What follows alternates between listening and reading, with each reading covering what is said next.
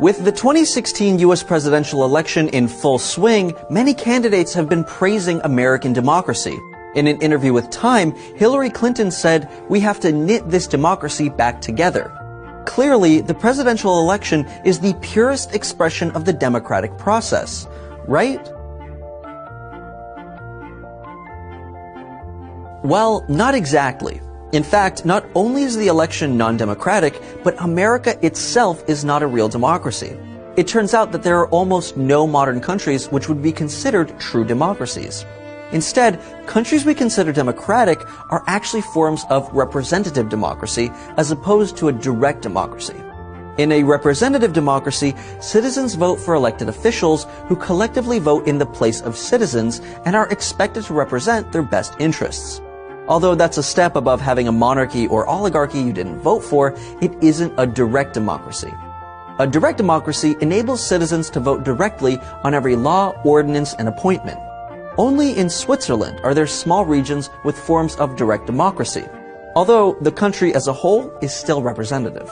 In the United States, citizens instead vote for congresspeople who represent their constituents. In the case of the presidential election, citizens don't even vote for the president. Instead, they vote for their state's position in the Electoral College. This is where every state is given a certain number of votes, and in most states, all of those votes go towards whichever candidate is chosen by the majority. The state's electoral votes are intended to represent the state's population, but the country's popular vote doesn't decide elections. In the year 2000, Al Gore lost the US election, but actually got more votes than George W. Bush. So, doesn't this subvert the Founding Fathers' original intention? No, it was the Founding Fathers themselves who made sure there was no direct democracy.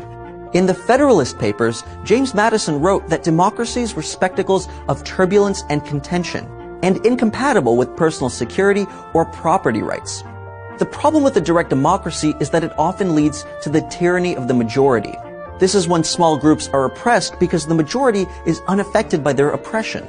Instead, modern representative democracy allows disproportionate representation and protection to those minority groups.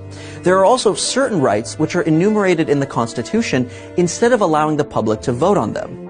This system combined makes the US a constitutional republic and not a true democracy. In a nutshell, the United States and other modern democracies have no real reason to be truly democratic.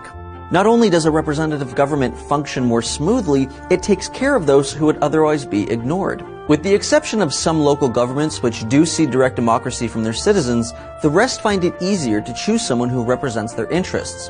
So why isn't America a true democracy? Because according to the Founding Fathers, a true democracy simply doesn't work.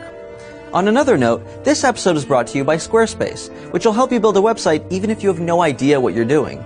They'll give you a free domain name when you sign up for a year, and if you type TestTube in at checkout, you'll get an extra 10% off. Squarespace, you should.